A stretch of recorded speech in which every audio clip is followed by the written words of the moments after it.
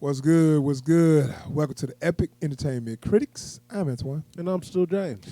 and we're gonna bring you a epic review on episode 3 of Hawkeye.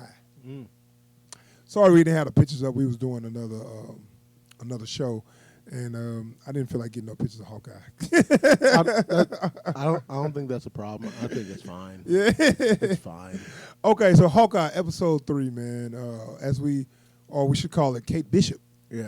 It's all more about her. I mean, by the end of it, she'll be Hawkeye. Yeah. So I guess they saying like she's Hawkeye, so it's even really though about she's- her. Even though she's not on that level, but whatever. Okay, so we got some new characters gonna be got introduced in this episode, right? We got Echo. I guess she's like a deaf girl that can fight. Yeah. Yeah.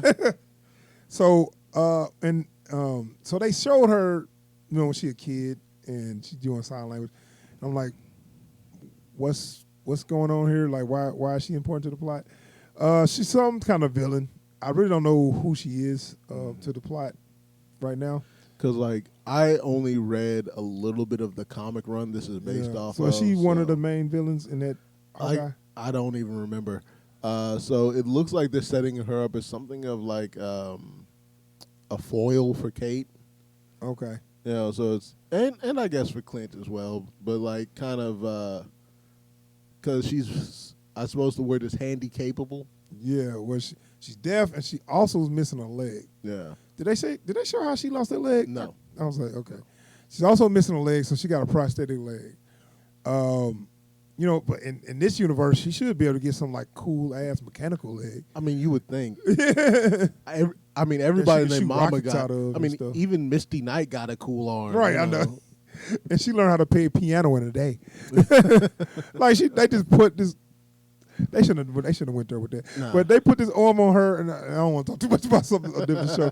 And next you know, she couldn't pick up a cup. Next you know, she playing piano. She like, really? So anyway, yeah.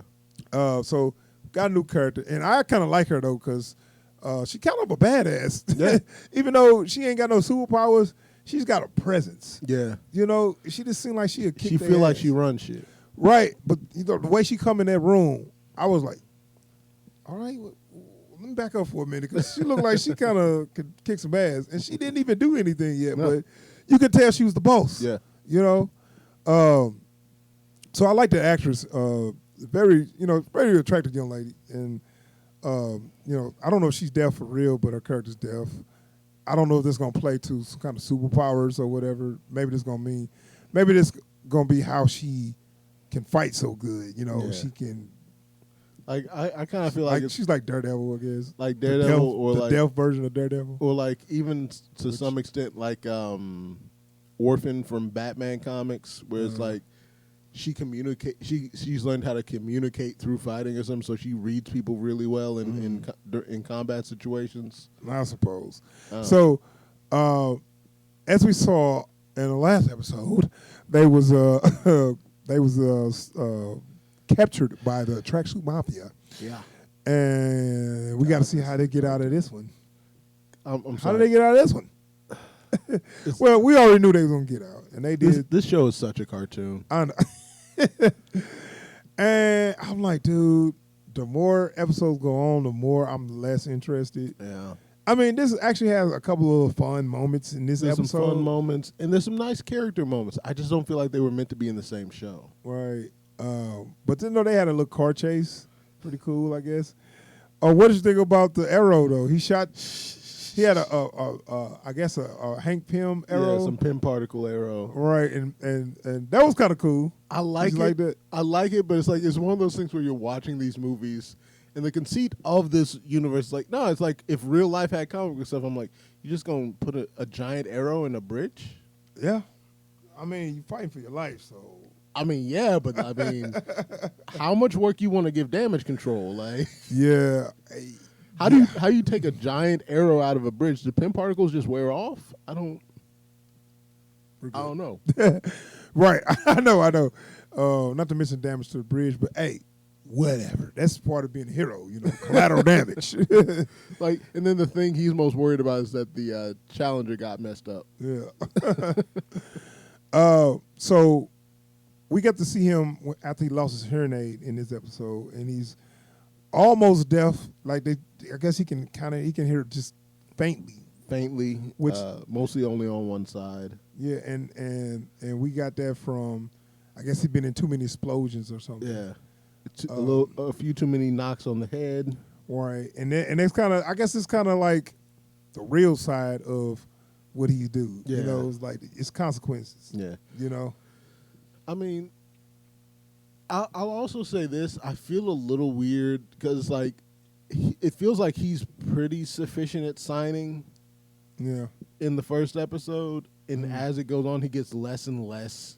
Well, maybe he can just do a couple of signs. Yeah. Like, stuff you want to say to his kids. I love you. I miss you. Like, I assume. Then when somebody that actually knows sign language goes hitting him with sign language, slow down there.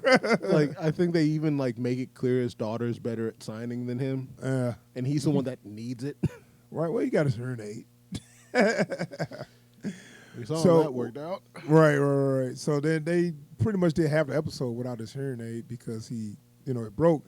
So then we kind of get to see how he's. Yeah. So they had a gag, running gag.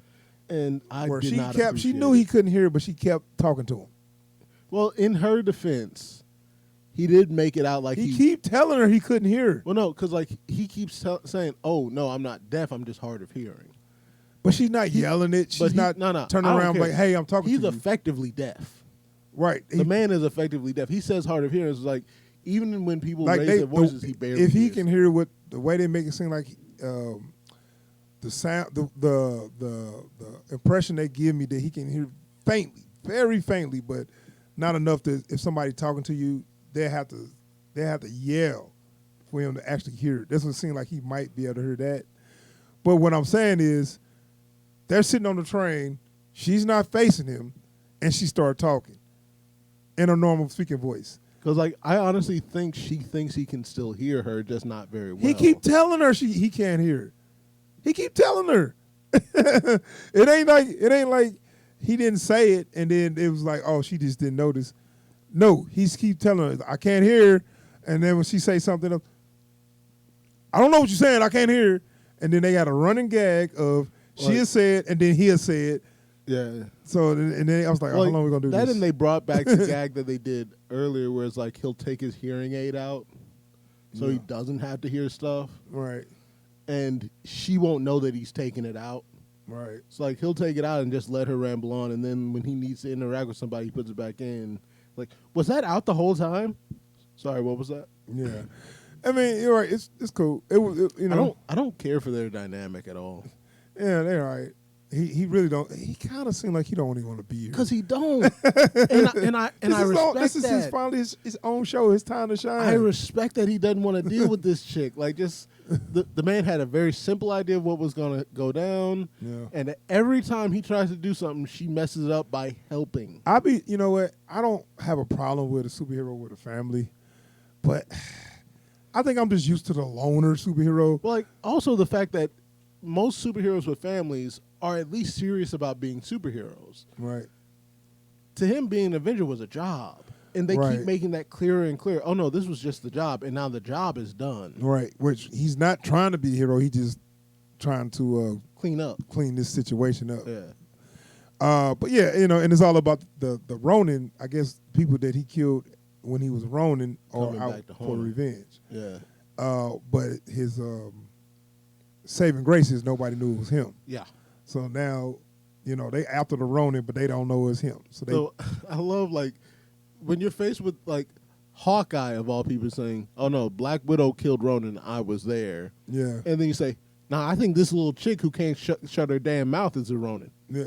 It's like, for real, dude? You think she took out all your men? But, yeah. I mean, that was pretty much the episode, yeah. Right? I mean, there's not a lot there. You get the flashback of Echo's old man getting killed by Ronin. Right. So you know what her whole deal is there. Yeah. And then you get a little bit of character gags between Kate and Clint. Now, And then you get I guess the end of the episode, what's that? which is a soft cliffhanger. Which was? Oh, they go to Kate's mom's penthouse to find information on Jack. Clint goes to investigate a sound, and Jack pulls a sword on him. Yeah, I wouldn't call that a cliffhanger because he's gonna be like, "Oh, hey, I thought you was a burglar," you know. Oh wow, you're the Yeah. Hawkeye, yes. And now, so what's up with this Kingpin stuff? Like, Yeah. what is So what's supposed to be Kingpin? right. So I don't know if this is supposed to be something from the comic.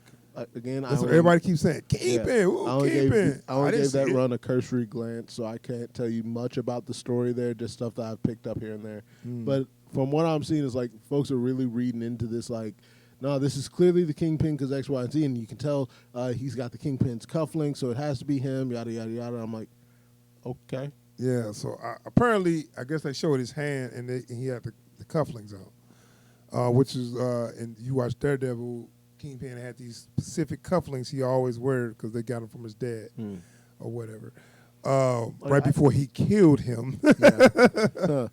I mean, it does seem like Marvel is putting forth effort to bring a good deal of the Daredevil stuff back into canon.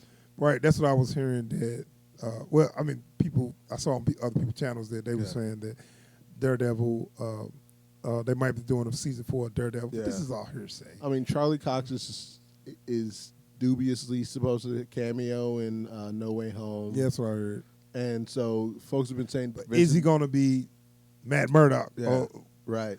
I bet that'll piss people off if he gonna come in as If we get my another, name is get another Ralph Boner moment. yeah. And then I've been hearing folks say that Vincent D'Onofrio has been approached to play Kingpin again. Better. So That's your best Kingpin ever. Best we got. Best we got. You know. And so again, I'm not against that. I'm absolutely down for both of them coming back to play their characters. If nothing else comes back from that Netflix era, I want those two back to play their characters. Yeah. So I just refuse to get excited. Yeah, that's this show. That's episode 3, man. It was all right. It was it's just like a kind of little fun, little chase or whatever. Yeah. This show needs to be on CW, man. Yeah. I mean, in the story, Arrow actually was better. I mean, it's like it's hard to say. Like season 1 of Arrow, I enjoyed it actually. Like I will say this, like most Marvel shows, does a better job of integrating the comic book nonsense into the realism. But even then, it's not bad. It's just I'm just not interested. I'm not interested in Kate. like I don't I've never been a big Hawkeye fan, right. and it's like, just let the dude go home to his family and just Because that's the thing. Let's It's like go home. I actively want them to leave him alone and let him go home to his family. Like, yeah. why are we still either here? or either or? Go Yeah. be an Avenger full time or go with your family, man. I don't feel like, hey buddy, I miss you. And I can't like, wait to see you. If he was like a heroic character, he is a hero, but he's not a heroic character. Yeah. He's a guy that gets stuff done. And so it's like he can't ride that line of like Black Lightning, like, I'm a role model in and out the suit, like yeah. so But it's it just, also helped for Black Lightning that his kids was older. yeah. Where his kids was like 5. Like I think he got like a 5-year-old, 12-year-old, And like a 16-year-old. Yeah. So he got kids he still need to be there Yeah. for. So it's like I just feel like his character doesn't need to be in the mix anymore. Yeah, I And for this to be the transition of him getting out of the mix and putting someone else in his spot, I don't think we needed his spot filled. So maybe that's what they're gonna do, where he's gonna be like, okay, now I'm gonna be with my family, and then the girl gonna be like, I'm the new Hawkeye now. Hey. Again, she's not on that level. I'm a karate expert and an archer. How good she is at karate, and I don't care if she is. I don't think she can beat Echo. Echo look like a badass. Yeah, but I don't care how good her karate or her archery is. She doesn't have the training as a super spy. So it's that's what she's gonna get though. That's what she's here for. I'm just saying, she doesn't have time to get on that level. Yeah, I know. But as you know, movie world, Yeah, all you need is a montage, and that's all it takes. All right. Oh. What the hell? Oh no.